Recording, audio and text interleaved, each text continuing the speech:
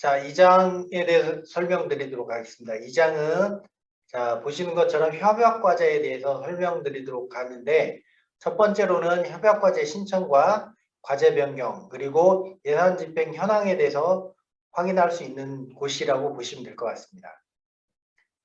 자, 첫 번째로 과제 신청에 대해서 설명드리도록 하겠습니다.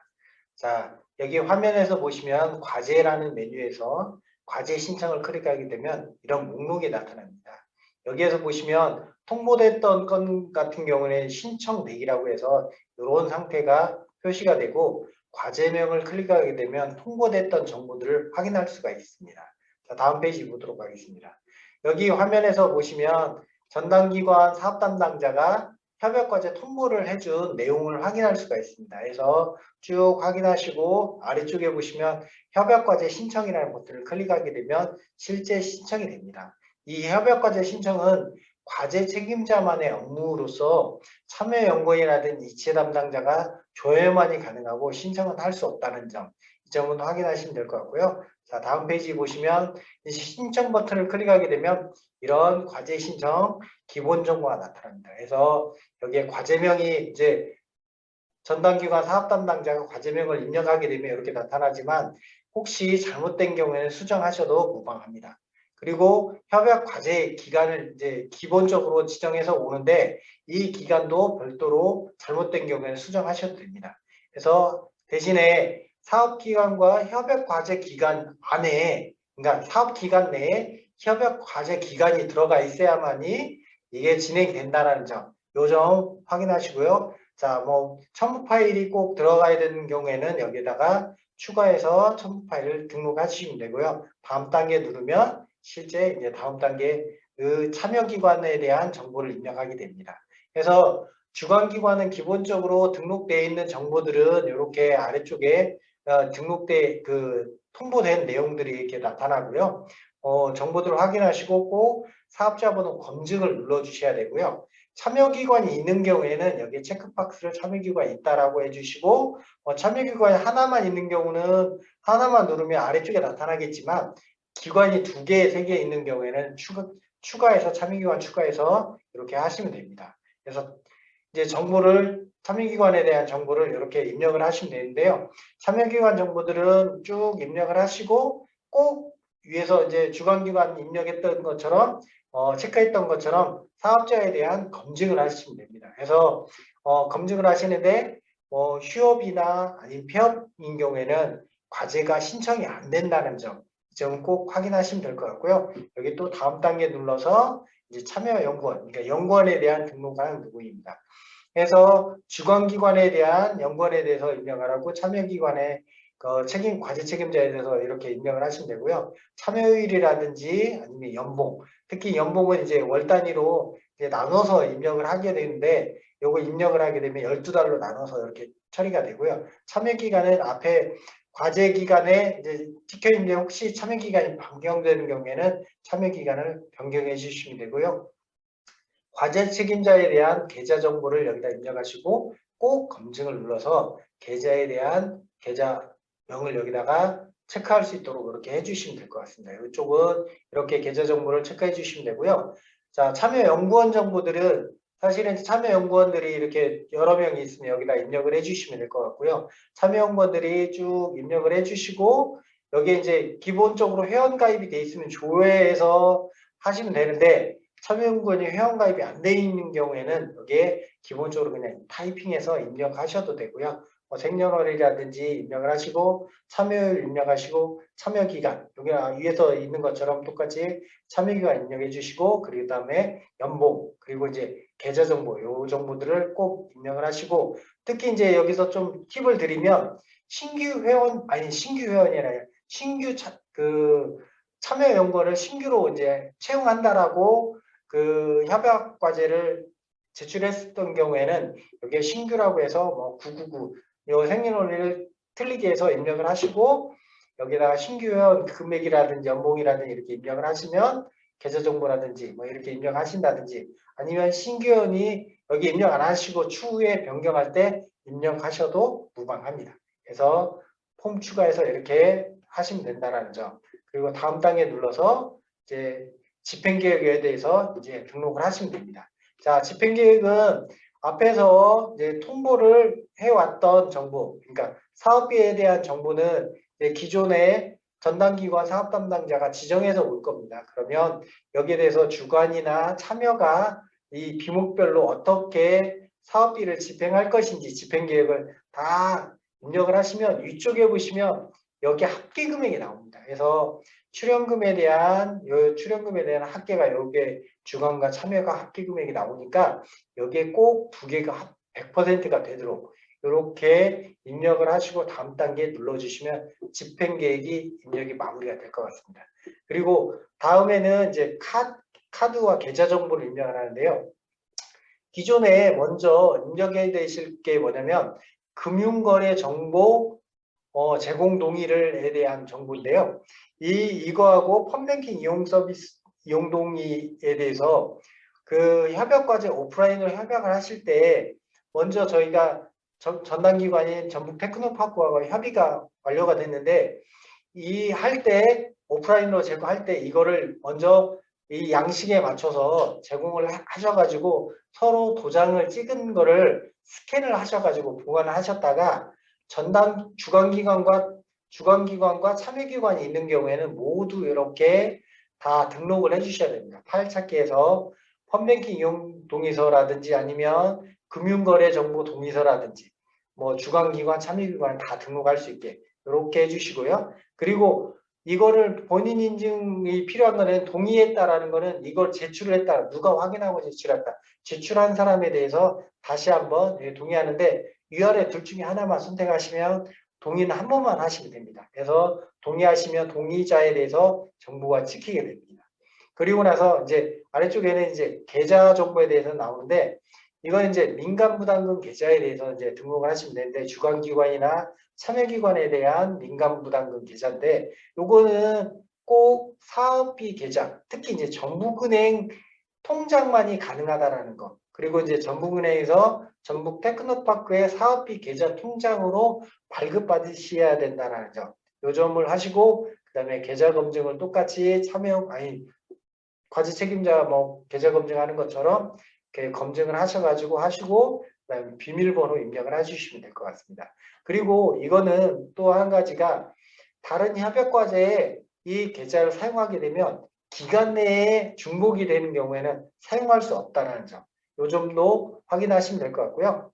그 다음에 이제 신용카드 같은 경우에는 협약 과제를 그 오프라인에서 하시기 전에 발급받지 않는 경우에는 입력 안 하셔도 되는데 발급을 받았다고 하시면 여기에 카드를 추가해 주시면 될 것 같습니다. 주관기관에 대한 카드 정보하고 참여기관에 대한 카드 정보. 그러니까 여기는 카드는 여러 개가 될 수가 있겠죠. 그래서 발급받은 만큼의 여기에 등록을 해 주시면 되고요. 이것도 마찬가지 과제 기간 내에 다른 데에서 사용한 카드는 등록이 불가능하다는 점, 이 점도 확인하시면 될 것 같습니다. 그리고 이제 제가 회원가입하실 때 꼭 이체 담당자도 과제 책임자가 지정한다라고 설명을 드렸죠. 그래서 이 과제 책임자가 여기 같은 경우에 조회 버튼을 클릭해서 이체 담당자를 지정하게 됩니다. 그래서 회원이 가입되어 있던 이체 담당자를 조회를 해서 등록을 하고 주관하고 참여기관을 등록을 하고 여기에 대해서 다음 단계 누르면 실제 이제 마지막인 이제 계좌 민간부담금 그 입금했던 내역을 등록하게 됩니다. 그래서 여기는 거래 내역을 이제 입금했던 통장 거래 내역을 등록하는 부분이고요. 다음 페이지 화면을 참고하시면 되고 여기에 이제 계좌 거래 내역 등록됐던 거를 조회하게 되면 여기 아래쪽에 이렇게 등록됐던 내역들이 이게 어떤 부분이 내가 민간부담금을 제출했다라고 이렇게 표시해주는 그런 부분입니다. 그래서 다음 페이지 보시면 이 화면은 그 계좌 거래 내역에 대해서 등록하는 부분인데 통장 거래 내역에서 거래 내역을 내려받으셔가지고 예제 파일, 엑셀 파일입니다. 예제 파일을 내려받아가지고 그 파일에 맞춰가지고 그 통장 거래 내역을 금융사에서 받았던 내역들을 여기다 등록하시고 등록했던 저장을 하고 저장했던 파일을 여기에서 선택을 해서 일괄 시작하면 이렇게 등록이 될 겁니다. 그러면 꼭 필요했던 정보들만 선택해서 일괄 등록 버튼을 클릭하시면 등록이 됩니다. 그래서 다음 페이지 보시면 이제 거래 내역을 조회하면 이제 거래 내역 아까 등록했던 정보들이 이렇게 나타나고요. 요게 지금 현재 민간부담금으로 모계자에 입금했다라고 체크해 주시고요. 등록 제출 버튼을 누르시면 이제 협약과제 신청 승인 요청이 된다라고 보시면 될 것 같습니다. 그래서 제출 버튼을 클릭하면 협약과제 하나가 신청이 된다라고 보시면 될 것 같습니다. 자, 이제 여기 화면은 실제 협약과제가 신청이 되는 경우 목록입니다. 그래서 여기 이제 과제명들은 정보들이고요. 그리고 여기 상태들을 보시면 협약과제가 신청이 된 거는 신청 요청 중이라고 해서 여기에 신청 요청이라고 이렇게 표시가 되게 되어 있습니다. 자, 이렇게 해서 되고요. 자, 혹시 과제가 신청을 했는데 반려가 되는 경우에는 저희 목록을 확인하시고 여기에 보시면 반려라고 되어 있습니다. 그러면 반려를 확인하시고 과제명을 클릭하셔서 자 보시면 여기에 과제에 대한 반려 사유가 여기에 확인이 됩니다. 그래서 민간부담금 입금 내역이 미등록돼서 반려했습니다라고 하면 반려 변경 신청을 눌러가지고 여기 이제 정보를 변경을 하시면 될 것 같습니다. 그래서 자 다음 페이지 쭉 넘어가서 내용을 쭉 변경을 하신 내용을 하시고 여기 어떠어떠 민간부담금 입금 내역에 대해서 입력을 하겠습니다라고 다시 재신청합니다라고 해서 변경 사항 제출하기 버튼을 클릭하면 이제 신청이 다시 한번 되겠죠. 자 그리고 나서 이제 승인이 떨어지면 이제 사업이 진행이 되는데 과제가 진행이 되는데 과제가 이제 혹시 이제 진행을 하시면서 과제를 진행하면서